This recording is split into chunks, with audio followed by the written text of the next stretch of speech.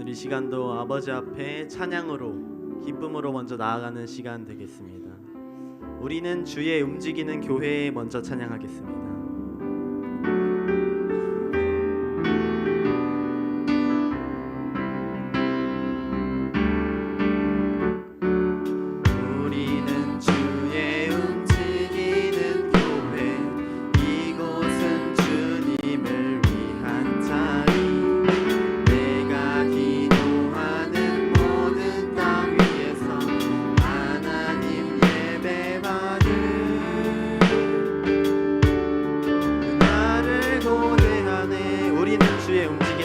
다시 고백하겠습니다.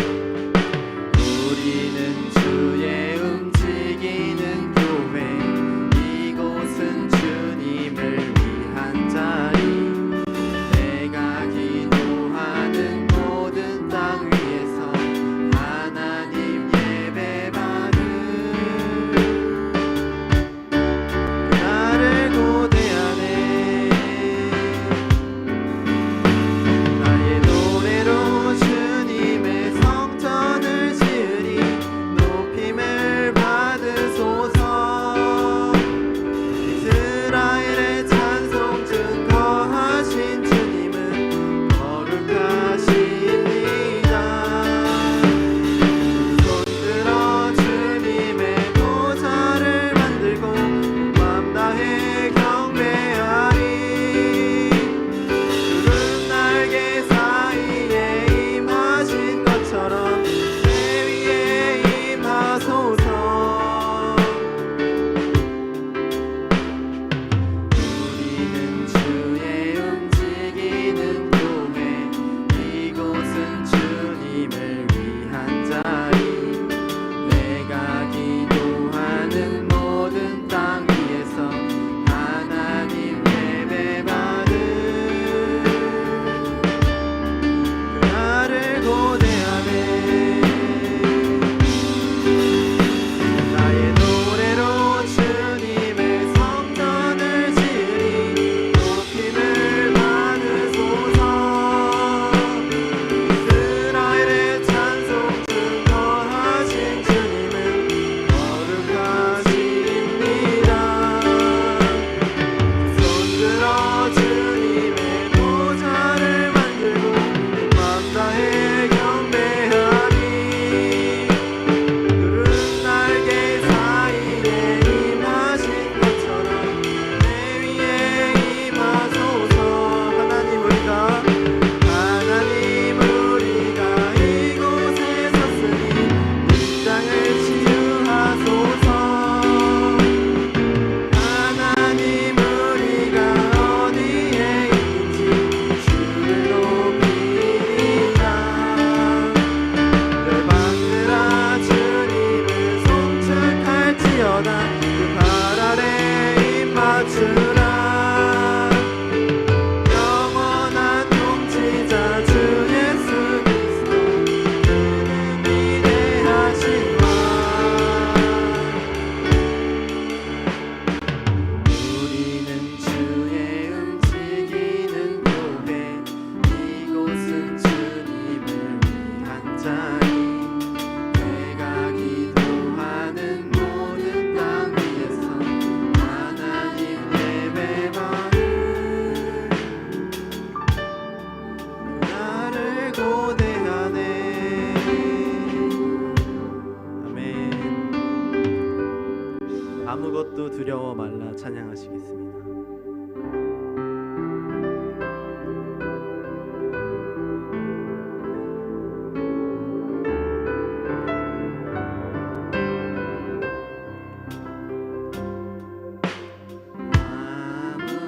아무것도 두려워 말라. 주 나의 하나님이 지켜주시네. 놀라지 마라. 겁내지 마라. 주님 나를 지켜주시네. 아무것도 두려워 말라.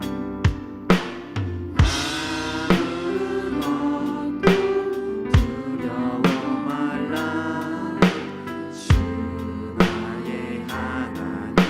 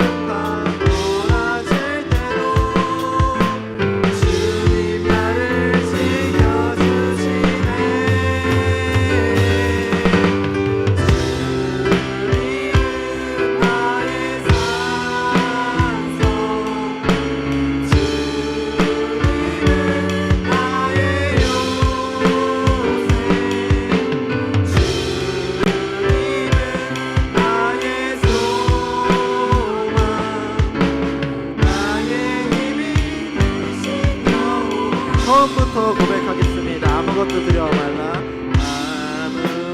아무것도 두려워 말라.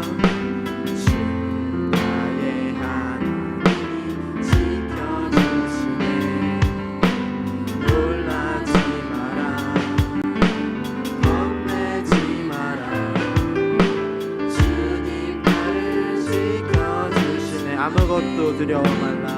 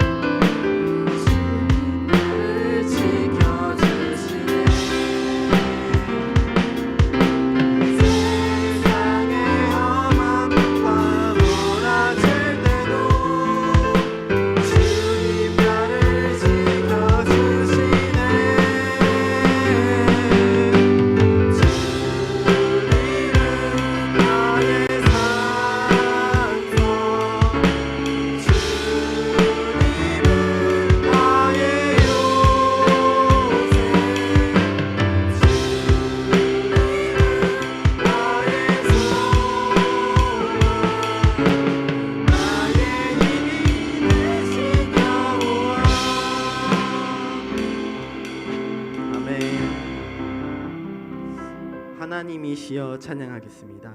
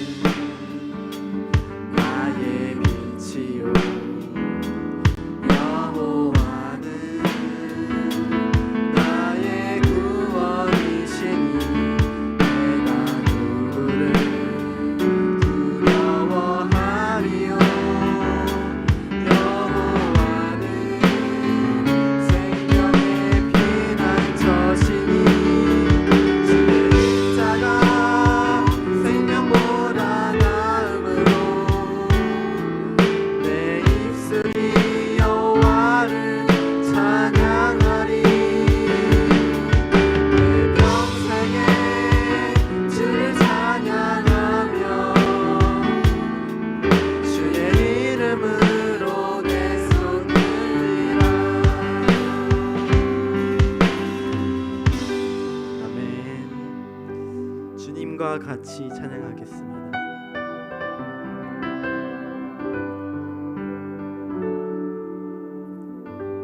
주님과 같이 내 마음 만지는 분은 없네. 오랜 세월 찾아 난 알았네. 내겐 주밖에 없네. 주잡이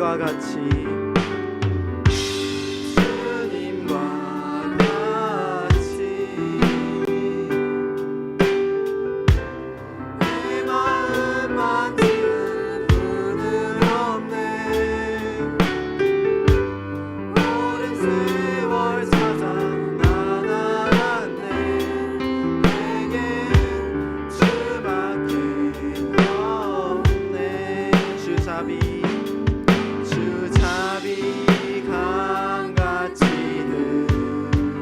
흐르고 주 손길 치료하네.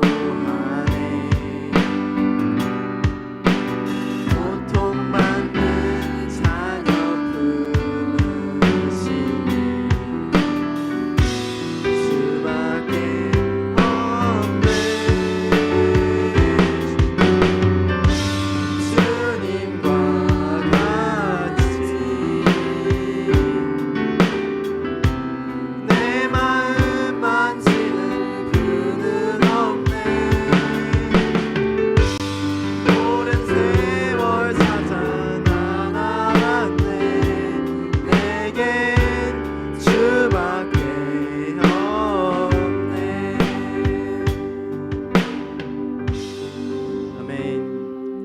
시간 오후 예배를 위하여서 통성으로 다 같이 기도하기 원합니다.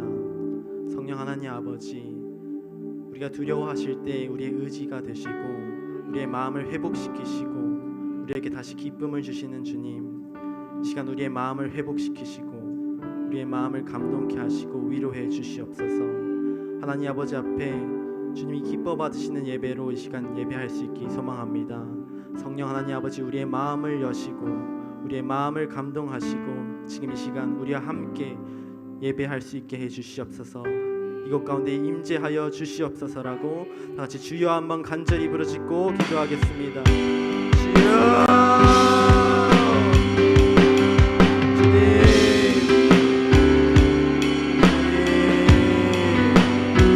하나님 아버지, 오늘도 우리를 하나님 인도하시고 하나님 아버지 앞에 예배할 수 있게 하시는 주님 감사합니다. 우리의 마음을 열고 주님 앞에 나아갑니다. 성령 하나님 아버지, 우리의 마음을 감동케 하시고 우리에게 능력을 허락하시는 주님, 우리의 마음과 감정을 회복시켜 주시옵소서. 하나님 아버지, 우리를 위로하여 주시고 주님 앞에 다시 나아갈 수 있게 하여 주시옵소서. 다시 우리를 세우시고 다시 우리를 회복시켜 주시옵소서. 아버지께 영광 올려드려지는 지금 시간의 예배가 될 수 있기를 소망합니다. 하나님 아버지, 우리와 함께 하시고 이곳 가운데 임재하여 주시옵소서. 성령 하나님 아버지, 우리의 강경한 마음 가운데 임재하여 주시옵소서. 우리의 마음 가운데 하나님 아버지 앞에 마음을 열고 나아갑니다. 하나님 아버지, 회복시켜 주시고 위로하여 주시고 능력을 더하여 주시옵소서. 성령 하나님 아버지, 도와주시옵소서. 시간 말씀을 더하시는 주님, 목사님의 입술과 마음과 영육간의 강인함으로 만들어 주시옵소서. 하나님의 말씀과 하나님의 백성들의 받은 시간을 내게 성령님 이 시간 우리 가운데 임재하사 하나님 왕이신 하나님 아버지를 서부를 찬양하며 하나님 앞에 영광 드리소서. 주님 이 시간 우리의 찬양을 받으시고 이 찬양이 우리의 믿음의 고백이 되게 하시고 주여 이 시간 우리 가운데 역사하시는 하나님의 귀한 은혜가 아버지 하나님 이 시간 우리 가운데 임하게 하여 주옵소서. 주님, 믿음이 없이 세상을 살아가며 어려운 임대의 왕좌왕하지 아니하게 하시고 하나님 자루가 우리나 치우치지 아니하게 하시고 우리가 하나님 온전히 믿음의 길을 가게 하시고 길을 잃은 양의 모습이 되지 아니하도록 성령 하나님 우리 가운데 역사해 주옵소서. 하나님 못된 교회 주님의 지체들이 함께 모여 싸우니 성령 하나님 우리로 하여금 주님의 몸의 역할을 감당하게 하시고 선지자의 사명, 제사장의 사명, 왕의 사명을 감당할 수 있는 믿음의 권속들이 될 수 있도록 인도해 주옵소서. 그리하여 교회가 하나님의 가운데 부흥하는 교회가 되게 하시고 날마다 확장되는 교회가 되게 도와주옵소서.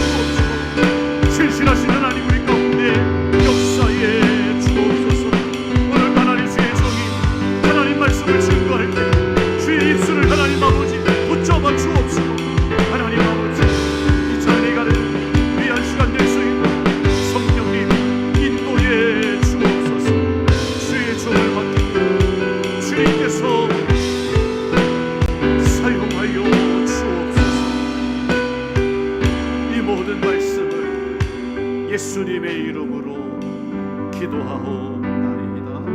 아멘. 하나님 말씀 보시겠습니다. 여호수아서 13장 1절로 7절 말씀이 되겠습니다. 구약성경 여호수아 제13장 1절로 7절까지 말씀을 한 절씩 교독해서 보시겠습니다. 여호수아서 13장 1절로 7절입니다. 여호수아가 나이가 많아 늙음에 여호와께서 그에게 이르시되 너는 나이가 많아 늙었고 얻을 땅이 매우 많이 남아 있도다.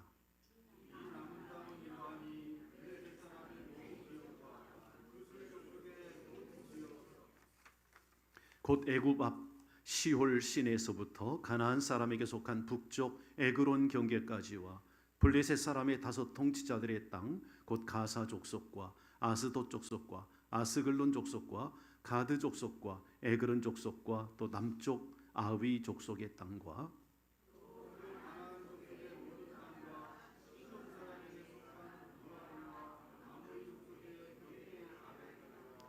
또 그발 족속의 땅과 해 뜨는 곳에 온 레바논 곧 헤르몬 산 아래 바할갓에서부터 하마대에 들어가는 곳까지와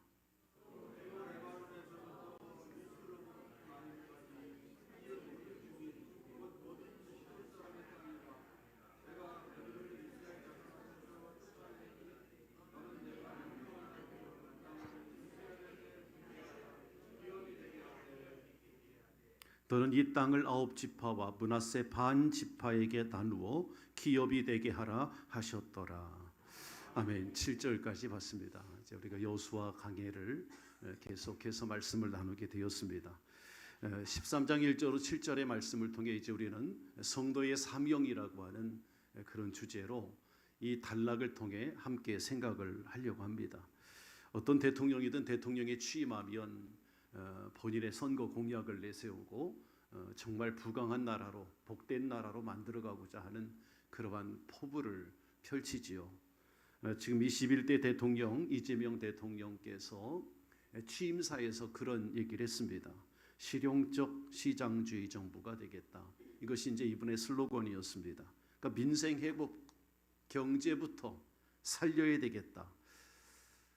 이 대통령께서는 5,200만 이 대한민국 국민이 보내주신 5,200만 가지 열망과 소망을 품고 진정한 민주공화국 이 대한민국을 향한 첫 발을 내딛겠다. 이게 이제 그분이 취임 선서를 할 때 그런 내용을 담아서 한 얘기입니다. 지금 우리나라가 벼랑 끝에 몰려 있는 그런 나라이다.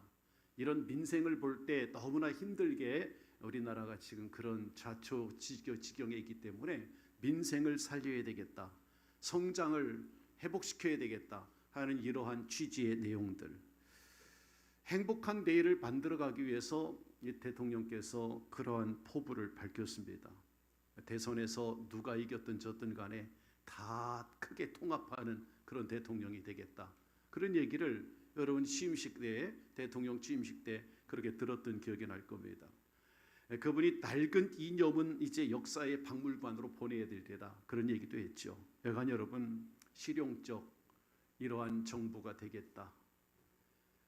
그의 포부대로 그렇게 잘 됐으면 좋겠습니다. 여러분 우리는 대통령의 그러한 취임 선서나 공약처럼 잘 살기를 원하죠. 다 부자가 되길 원하고 부자 나라, 부자 회사, 부자 가정, 진정한 부자가 정말 그런 것들이 진정한 부자일까? 진정한 행복한 나라, 진정 부유한 삶일까? 우리가 부자가 되고 돈 많이 벌고 잘 사는 거 그게 진정한 부자일까요? 오늘 이 본문 말씀은 이제 하나님께서 가나안 땅을 주시고 이 가나안 땅을 정복했을 때 진정한 행복한 나라가 어떤 나라인지 이 여호수아에게 이스라엘 백성들에게 선포하게 하는 그런 말씀을 알려주고 있어요.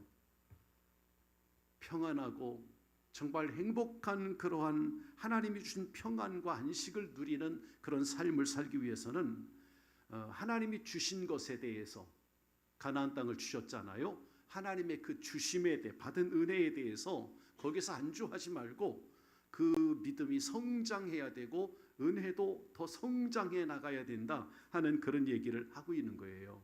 그래서 오늘은 7절까지 말씀을 보겠는데 이 말씀 속에서 이스라엘 백성들과 여호수아에게 주었던 사명이 영적으로 볼 땐 우리 성도들에게 주는 사명과 같다. 이렇게 이 말씀을 풀어보려고 합니다. 자, 1절을 함께 다시 읽겠습니다. 다 같이 시작. 여호수아가 나이가 많아 늙음에 여호와께서 그에게 이르시되 너는 나이가 많아 늙었고 얻을 땅이 매우 많이 남아 있도다. 예. 여호수아 이스라엘 백성들은 이미 우리가 여호수아 12장까지 말씀 속에 봤듯이 이스라엘이 가나안 남부 지역과 가나안 서남부 지역, 북부 지역을 그야말로 거점 도시라고 하는 그러한 가나안의 주요 도시를 다 점령해 왔습니다. 31명의 왕을 제거했잖아요. 그러니까 이제는 다 됐다. 그동안 전쟁을 수행하면서 많은 전쟁을 치르고 31명의 왕들을 다 정복했으니까 이제는 됐다. 다 됐다 하고 이렇게 지금 생각하고 있을 때였습니다. 그동안 40년 동안 광야 생활을 했죠. 오랜 전쟁으로 인하여서 피로감이 극도로 차 있던 여호수아 이스라엘 군대를 향해서 그 백성들을 향해서 지금 이 말씀을 하고 있는 거예요. 여호수아가 이제 그 나이도 노년의 때가 된 겁니다. 그러니까 1절에 보면 여호수아가 나이가 많아 늙음에라는 말씀으로 시작하잖아요. 여러분, 여호수아가 110세에 세상을 떠났습니다. 당시에 갈렙은 85세였고, 그러니까 이 정황을 다 미뤄 볼 때 지금 여호수아의 나이는 100세쯤 되었을 때입니다. 자, 여호수아가 100세가 되었을 때 이렇게 이제 이 성경을 바꿔 읽어도 되겠죠. 여호수아가 나이 많아 늙음에. 신학자 칼 주석을 보니까 그분이 거의 죽을 지경에 이르러서 거동하기가 정말 불편할 만큼 연로한 상태를 의미한다. 이 나이 늙었다 하는 이 표현이 그런 상태였다라고 해석하고 있습니다. 자, 이 정도가 되면 이제 모든 것을 다 쉬어야 될 때예요. 그야말로 편안히 쉬고 싶을 때지, 인간적으로 생각하면. 그런데 그때 하나님께서 이 나이 늙은 100세가 된 여호수아에게 다시 나타나셔서 그에게 무엇라고 말씀하시는가를 봐야 합니다. 1절을 잘 보세요. 여호수아가 나이가 많아 늙음에 여호와께서 그에게 일러주십니다. 다시 이르셨다. 이 말씀을. 너는 나이가 많아 늙었고 그런데 얻을 땅이 매우 많이 있다. 아직 남아있다. 이렇게 1절 끝에 보면 말씀을 하고 있어요. 안주하고 싶은데, 이제 쉬고 싶은데, 이제 좀 편안하고 싶은데 아니야, 아직도 땅이 남아있다. 얻을 땅이 남아있다. 이 말은 달리 얘기하면 아직 해야 할 일이 남아있어, 그런 얘기겠죠. 끝나지 않았다는 거예요. 아직 정복해야 할 땅이 많이 있다는 겁니다. 하나님께서 주신 축복을 기억하고 이 땅을 아직 차지하지 못하고 있다는 거예요. 사실은 안주하니까, 쉬고 싶으니까. 그러면서 뭔가를 알려주죠. 그 정복할 땅에 대해서 이제 2절 이하에 보면 알려주고 있어요. 자, 2절에 보면 나오는 나라들이 있잖아요. 블레셋 사람들의 온 지방이 너희가 정복할 땅이다. 2절엔 그렇게 알려주고 있고, 또 이제 쭉 내려가서 6절에 보면 모든 시돈 사람의 땅까지 2, 3, 4, 5, 6절에 정복해야 될 남아있는 땅들에 대해서 쭉 이야기합니다. 그러니까 블레셋 사람들의 지방부터 시작해서 6절에 있는 시돈 사람의 땅까지를 거길 다 정복해야 할 땅이다라고 이 나이 늙은 연로하신 여호수아에게 하나님께서 다시 나타나셔서 그에게 말씀을 해주고 있는 거예요. 그동안 참 많은 지역을 정복했습니다. 가나안 땅 대부분을 다 정복했잖아요.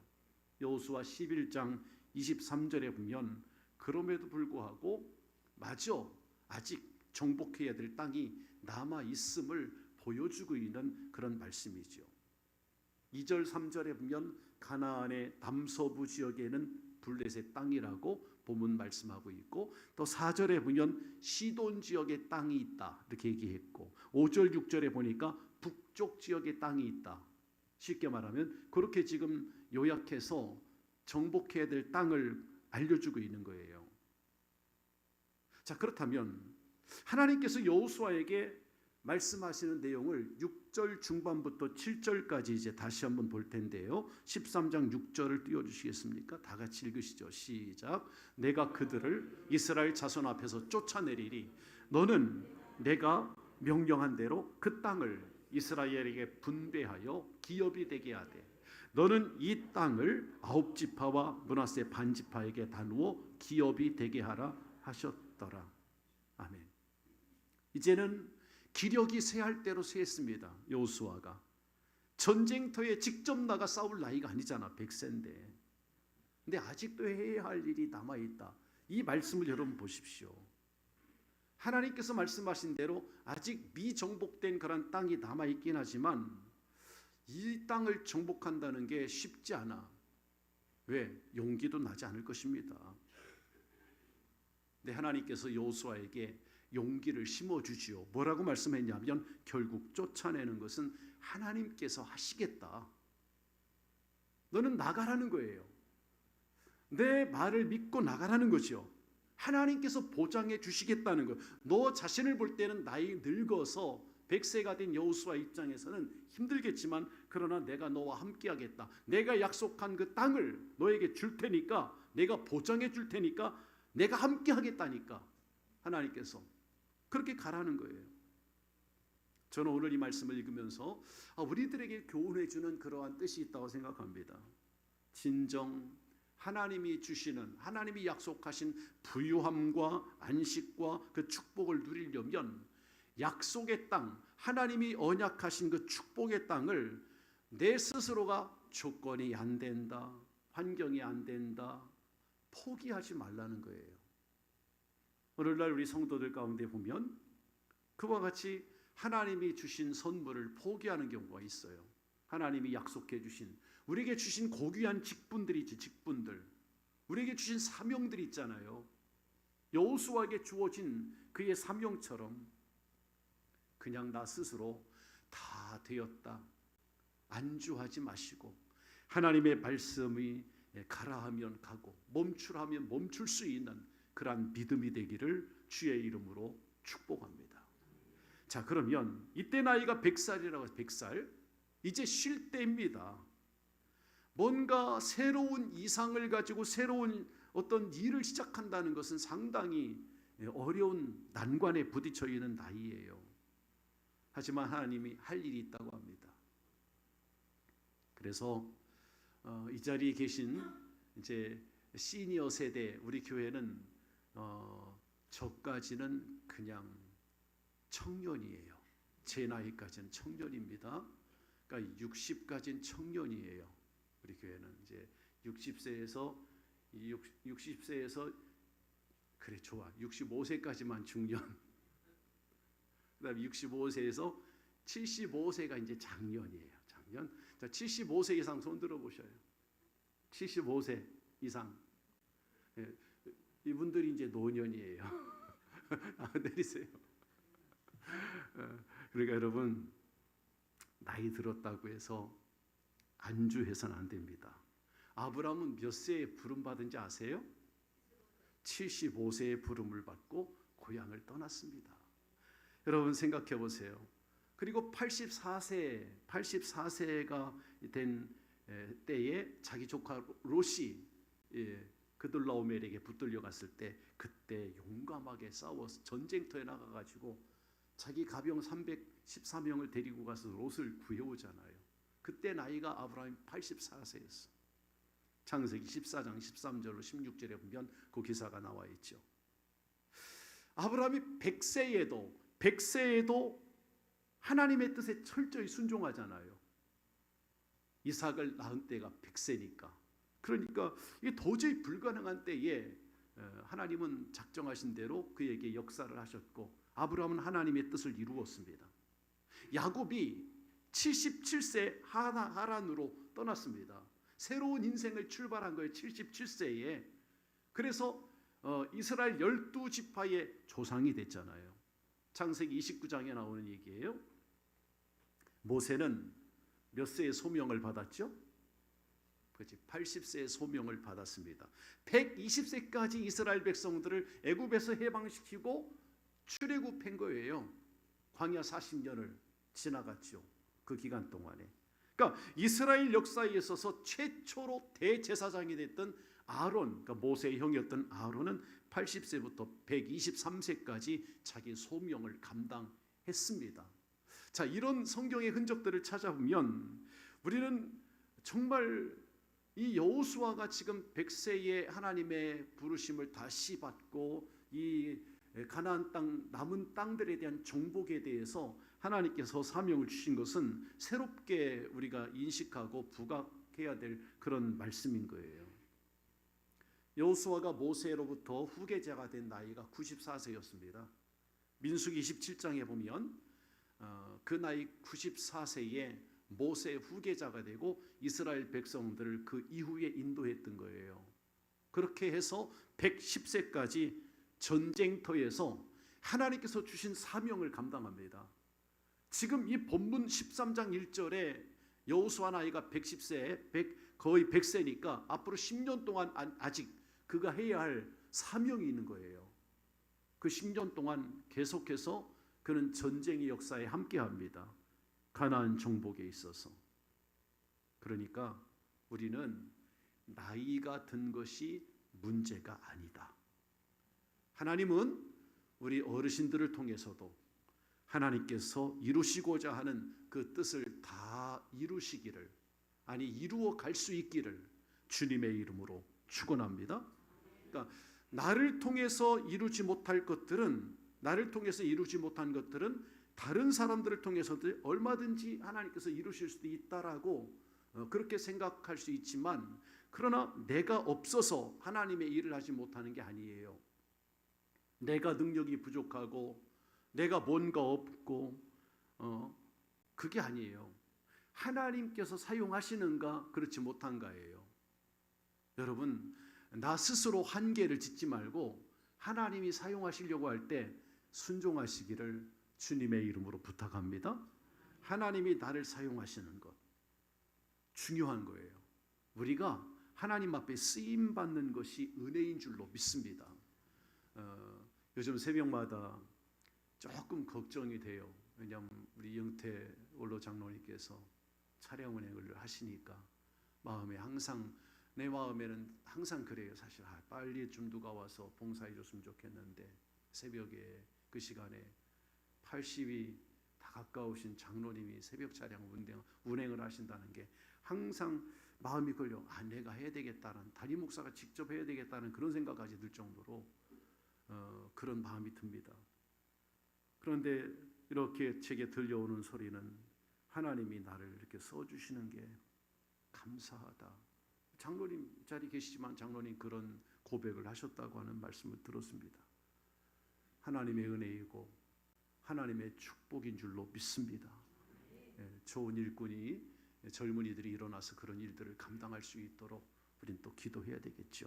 여하간 오늘 이 본문 말씀에 보니까 나이가 늙었지만 성경 표현 그대로, 그러나 그때 하나님이 그를 쓰시고자 다시 그를 사용하시는 모습을 볼 수 있는 거예요. 자, 두 번째, 이 약속의 땅을 차지할 때, 이건 우리의 성도의 사명인데 나뿐만 아니라 가족과 민족에게 복이 있어요. 자, 성경을 보겠습니다. 여호수아 13장 7절을 함께 읽어보시죠. 시작. 너는 이 땅을 9지파와 므낫세 반지파에게 나누어 기업이 되게 하라 하셨더라. 그래요. 지금 여호수아에게 맡겨주신 이 사명을 구체적으로 말하죠. 이 땅을 9지파와 므낫세 반지파에게 나누어 주는 그런 일을 해라. 정복해서 그들에게 나누어 줘라. 여러분, 성도의 사명은 나누는 사명이 있어요. 나누어 줄 수 있는 사명. 여러분, 하나님께서 주신 은혜와 복을 나누어 줄 수 있는 그런 성도가 되길 바랍니다. 우리는 우리 자신이 희생하기 싫다고, 때로는 힘겹다고 무겁다고 포기해서는 안 됩니다. 지금까지 한 번도 해보지 못한 일도 하나님은 한순간에 이룰 수 있는 분이시거든요. 그러니까 우리를 부르시고 우리에게 어떤 땅을 정복하라, 이것은 사명이에요. 이 사명을 주실 때 하나님은 능력도 함께 주실 줄 믿습니다. 우리에게 능력 주시지 않고 일을 하라 하지 않으세요? 감당할 만큼의 능력을 주시는 거예요. 사실은 바울 사도는 그런 얘기를 했죠. 시험도 감당할 능력을 주신다고. 감당할 수 있는 만큼 주신다고. 어떤 시험이 와도 두려워하지 말고 믿는 자에게는 감당할 수 있는 능력을 주신다고 했으니까 잘 지나가시길 바랍니다. 하나님께서 때가 되면 이루실 때가 있으니까. 지금 여호수아 입장에서 볼 때 이 남아있는 땅들은 이스라엘이 정복해야 될 숙제입니다. 사실은 이스라엘에게 남겨진 과제예요. 좋든 싫든 해야만 하는 그런 과제입니다. 여러분, 이 말씀은 오늘 우리에게도 우리가 반드시 하도록 명령받은 일들이 있다라는 거예요. 그걸 암시해 주는 말씀이에요. 다름 아닌 우리 성도에게는 세계 만민에게 복음을 전하는 사역은 우리가 죽을 때까지 가지고 가야 할 사명입니다. 복음 전하는 일, 온 천하에 다니면서 만민에게 복음을 전하는 일이 하나님 주신 기업을 나누어 주는 일이에요. 나누어 주는 일. 그 일을 온전히 힘써야 할 줄로 믿습니다. 이스라엘과 지금 여호수아가 정복해야 될 그 땅들을 이스라엘에게 분배할 그런 기업이었기 때문에 반드시 정복해야만 하는 사명이 여호수아에게 지금 있는 겁니다. 이걸 정복하지 못하면 그 기업이 그만큼 축소되는 거예요. 그래서 주님께서 약속하신 바, 주님께서 주시고자 했으니까 그걸 우리 스스로가 축소시키지 말고 하나님께서 정복하라 하면 우리는 성경 말씀에서 하라 하는 건 하면 되는 거니까 주님께서 우리에게 주신 사명대로 우리가 쟁취해야 될 그런 땅이 있다면 우리는 그 사명을 감당해 나가야 되는 거예요. 이것을 오늘날 우리가 우리의 삶에 적용해 본다면 우리 각자에게 교회에서 주어진 사명이 있습니다. 직분이라고 하지요. 청지기 사명. 그거 감당해야 될 의무이고 책임을 말하는 거예요. 여러분, 저를 목사로 불렀고 여러분을 장로님으로 권사님으로 집사님으로 부르셨습니다. 하나님께서. 그렇다면 감당해야 될 의무와 책임이 있는 거예요. 할렐루야. 직분이 있는데도 의무를 감당하지 않는다면 하나님이 약속하신 기업을 땅으로 주겠다는데 이걸 축소시키는 거나 똑같은 거예요. 믿음의 분량대로 하나님 우리에게 일을 맡기시거든요. 반드시 해야 할 일이고 그 사명을 감당하고 이 사명에 충성하는 것은 하나님의 뜻이기 때문에 우리 성도님들에게 주어진 그 사명은 세상이 변하고 세월이 지나갈지라도 시간과 상황이 따라서 변한다고 할지라도 이게 변하는 거 아니에요. 여러분, 우리에게 주신 직분 항상 기억하고 그 직분을 잘 지켜나가시는 우리 성도님들 되시기를 바랍니다. 영국의 윈스턴 처칠 수상이 지난 20세기에 정말 그런 영국의 영웅뿐만 아니라 세계적인 영웅으로 그렇게 인정을 받았던 인물이잖아요. 근데 이분이 그 수상이 됐을 때 나이가 65세였거든요.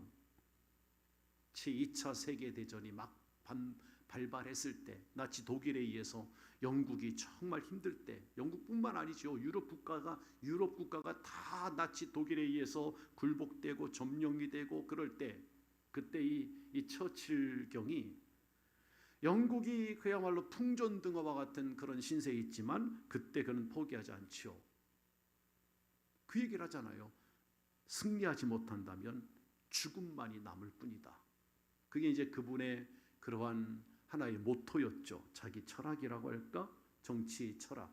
그러니까 어떠한 희생과 공포를 무릅쓰더라도 그는 포기하지 않고 싸우겠다 결단을 내렸고 이 처칠을 통해 가지고 사실 그 당시 히틀러가 자기에게 계속해서 대드니까 히틀러가 생각할 때 이 윈스턴 처칠이 저 알코올 중독이 됐나 술 취했나 할 정도로 히틀러가 그런 말을 했다고 그래요. 정신 이상된 사람 같다. 저 영국의 처칠경은 알코올 중독으로 인해서 정신 이상이 된 것 같다. 이렇게 히틀러가 그렇게 말을 했다고 합니다. 그런데 제2차 세계대전을 이 윈스턴 처칠이 승리로 이끌고 가잖아요. 결국은 나치 독일의 포갑으로부터 승리합니다. 영국을 구하고 국제연합을 만들고 유럽연합을 제창한 사람이 이 처칠 수상입니다. 자, 그렇다면 여러분, 그 사람은 사실 어렸을 때 가정 환경이 불우했습니다. 아버지도 알코올 중독자였고 우울증에 시달렸던 사람이고 집안 환경이 좋지 않아요. 그런데 어릴 때 부모로부터도 인정도 못 받았던 사람이 처칠이고 그 어머니도 좀 바람기가 있었다고 그래요. 속된 말로. 그러니까 사치가 심하고 가정 환경과 모든 걸 볼 때 이 처칠이 자란 환경 배경은 아주 좋지 않았던 것 같아요. 어머니 아버지가 서로 금술도 좋지 않았고 당연히. 그런데 이 처칠이 그런 환경 속에서 자랐지만 나중에 고민을 하고 자기의 운명을 하나님께 맡기고 그리고 좀 커서 이제 영국의 육군 사관학교라고 하는 학교가 이제 샌더허스트 사관학교인데 그 학교에 지원을 해봅니다. 근데 1차, 2차, 2년 다 고배를 맞았어요. 떨어졌어요. 포기하지 않았어요. 3차 다시 지원을 합니다. 근데 이제 영국의 그 당시 육군 사관학교는 시험 문제 가운데 전 세계 지도 가운데 갑자기 시험 문항이 그런 문항이랍니다. 어떤 특정한 나라를 그 지도를 세부적으로 그려라 하는 그런 시험이 있다고 그래요. 근데 정말 하나님의 은혜죠. 이 사람이 세 번째 시험을 볼 때 하나님 앞에 기도를 많이 하고 당시 뉴질랜드를 지도를 샅샅이 뒤지고 그 뉴질랜드 지도를 공부를 하고 그걸 그리는 이제 연습을 한 거예요. 정말 근데 시험에 그 문제가 난 거예요. 그래서 사관학교에 합격했다 하는 그의 전기에 그런 내용이 나옵니다. 야간 여러분, 어려운 가운데서도 어려운 환경 가운데서도 이 처칠이 굉장히 그 노력을 했고 그리고 나중에 그는 영국을 구하는 그런 위대한 영웅이 됐지요. 포기하지 않는 정신. 죽더라도 싸워야 되겠다 하는 그런 불굴의 정신. 젊을 때가 아니에요. 그 당시 65세면 상당히 노년에 속한 나이입니다. 제가 이 말씀을 드리는 것은 지금 여호수아에게도 이스라엘 백성들에게도 남은 지역을 마저 하나님이 정복해야 할 의무를 그들에게 사명감을 준 거거든요. 그 땅은 하나님께서 그들에게 주시기로 이미 약속한 땅이었기 때문에 여호수아는 그 말씀을 받아들입니다. 왜냐하면 일찍이 그의 조상이었던 이스라엘 조상이었던 아브라함에게 약속해 주었던 땅이기 때문에 그 말씀을 믿고 나간 거예요. 자, 성경을 함께 보시겠습니다. 아브라함에게 주셨던 약속인데요. 창세기 15장 18절로 21절을 함께 읽으시겠습니다. 시작. 그 날에 여호와께서 아브라함과 더불어 언약을 세워 이르시되 내가 이 땅을 애굽 강에서부터 그 큰 강 유브라데까지 내 자손에게 주노니 곧 겐 족속과 그니스 족속과 간못 족속과 헷 족속과 브리스 족속과 르바 족속과 아모리 족속과 가나안 족속과 기르가스 족속과 여부스 족속의 땅이니라 하셨더라. 지금 우리가 이 열거되어 있는 이 지명은 가나안 땅에 바로 해당되는 부분들입니다. 지금 이 여호수아 13장에서 말씀하고 있는 마저 정복해야 될 그 땅의 이름들이 여기에 서술되어 있는 거예요. 그러니까 이건 이미 그들의 조상이었던 아브라함에게 언약한 하나님의 말씀이었던 거예요. 무슨 말씀이냐? 그렇다면 성도 여러분, 우리는 하나님의 약속을 믿고 담대하게 순종하는 성도가 되어야 될 줄로 믿습니다. 그것이 성도의 사명이에요. 마지막으로 13장 6절을 보겠습니다. 이건 하나님의 명령이기 때문에 성도의 사명인 거예요. 6절을 보겠습니다. 시작. 또 레바논에서부터 미스로봇 마임까지 산지의 모든 주민 곧 모든 시돈 사람의 땅이라. 내가 그들을 이스라엘 자손 앞에서 쫓아내리니 너는 내가 명령한 대로 그 땅을 이스라엘에게 분배하여 기업이 되게 하되. 예, 그래요. 지금 이 13장 6절 끝에 보면 너는 내가 명령한 대로라고 그렇게 말씀하고 있어요. 나이가 늙은 여호수아이지만 입장은 참 곤란하겠지만 편히 안주하고 싶을 그런 나이였지만 하나님께서 그에게 사명을 주시면서 덧붙인 말씀이 이건 명령이다 라고 하고 있는 거지요. 6절에 보면. 그런데 처음에는 점령하지 못했습니다. 여호수아 13장 13절 다음 주에 볼 말씀인데 13장 13절에 보면 한번 보실까요? 시작. 그술 족속과 마아가 족속은 이스라엘 자손이 쫓아내지 아니하였으므로 그술과 마아가시 오늘까지 이스라엘 가운데 거주하니라. 예, 이 부분이 완전히 정복되지 않은 그런 상태로 있었다는 얘기죠. 13장 13절의 이 말씀을 볼 때 이것이 나중에 화근이 되고 이스라엘 백성들이 하나님의 명령을 완전히 완수하게 되는 것은 이제 이 여호수아 13장 이 말씀이 기록된 그 이후에 400년이 흐른 다음에 사무엘하 8장에 가보면 400년이 흐른 그 뒤에 다윗 시대죠. 다윗 시대에 이 땅까지 이제 이스라엘이 정복하게 되는 그러한 내용이 기록됩니다. 여간 여러분, 그 400년의 기간이 얼마나 지루했을까? 그 400년 동안 정복하지 못했던 그 땅에 대한 미련이 얼마나 많이 남아 있었을까 하는 그런 생각을 우리에게 갖게 하는 말씀이에요. 성도 여러분, 오늘 우리에게 주신 영적 지경들이 있습니다. 하나님 우리에게 정복하라고 하는 땅이 있어요. 이스라엘 백성은 가나안 땅을 정복하고 마저 정복하지 못한 땅들이 있었지만 오늘 하나님께서 우리 성도들에게, 우리 상신교회에게 주신 영적 지경, 우리가 정복해야 될 영적 지경이 있다는 거예요. 예를 들면 하나님의 말씀으로 점령해야 될 습관, 그 정복해야 되는 거예요. 못된 습관, 혹시 우리 각자에게 좀 죄송하지만 못된 습관이 있다면 그것도 빨리 정복해야 되고, 가난, 어떤 질병 점령하고 정복하고 승리해야 될 줄로 믿습니다. 이것들이 우리가 점령해야 될 영적 지경이고, 더 나아가서 영적 지경을 이제 우리가 살아가는 이 지역 사회를 통해 볼 때는 우리가 정복해야 될 땅들이 있죠. 향남, 이 지역이겠죠. 우리 교회 주변의 지역 사회겠죠. 축복의 땅이고 약속의 땅으로 믿고 하나님이 우리 상신성결교회에 선물로 주신 그런 땅들이다라고 믿으시면 아멘. 그렇게 믿고 우리는 정복해 가야 돼요.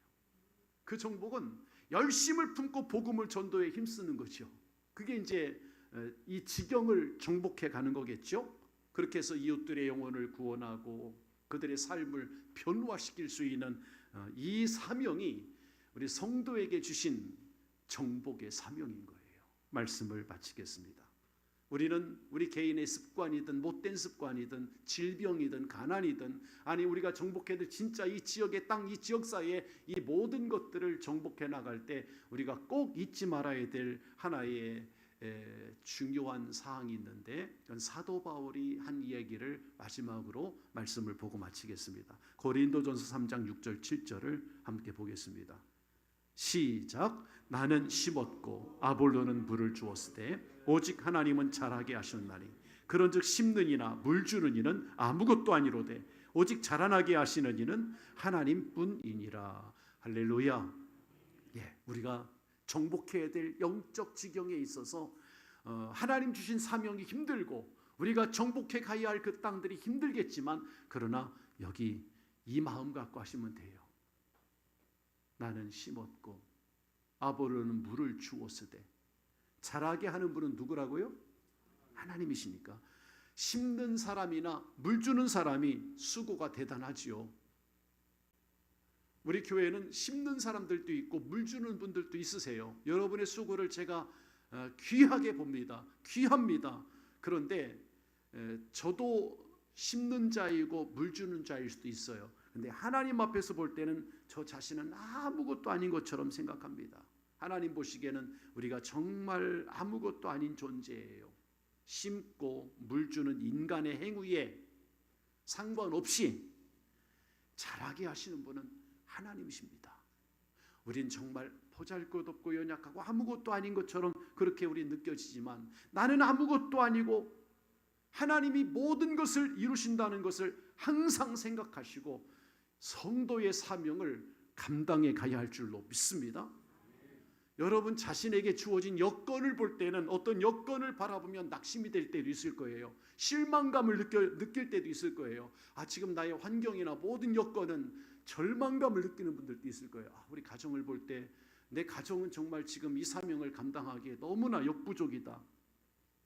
되는 일도 없고 어려운 일만 생기고 그런 가정들도, 그런 분들도 말 못하는 그런 성도님들 많이 있어요. 제가 알고 있는 우리 성도님들 가운데 보면. 그러나 영적 정복 전쟁에서 절대 패배하지 않길 바랍니다. 하나님이 살아계시다는 것을 확신하시고 충분히 그 믿음만 있으면 하나님이 살아계신다, 이 든든한 믿음만 있다면 하나님은 여러분의 영적 지경을 잘 정복할 수 있도록 역사하실 줄로 믿습니다. 기도하시겠습니다. 하나님 아버지 감사합니다. 오늘 우리는 성도의 사명이 있음을 다시 한번 깨닫고, 오늘 이게 주어진 목회자로 또 장로님, 권사님, 안수집사님, 또 집사님, 권찰님, 성도로 우리 각자에게 맡겨진 사명을 되돌아보게 하심을 감사합니다. 여호수아는 나이가 늙었을 때에 마저 정복되지 못한 땅을 하나님께로부터 명령을 받고 그 땅을 정복해 나갔음을 볼 수가 있습니다. 아버지 하나님, 우리는 주님 앞에서 사명을 잘 감당할 수 있도록 은혜를 베풀어 주시옵시고, 마저 이 사명을 감당하지 못하여서 미련이 되고 후회가 남는 그런 삶이 되지 않도록 하나님, 주님 나라 가는 그날까지 우리가 정복해야 될 땅을 정복하게 하시고 우리가 정복해야 될 영적 지경을 정복해 나갈 수 있는 그러한 믿음이 되게 해 주시옵소서. 예수님의 이름으로 기도하옵나이다. 아멘.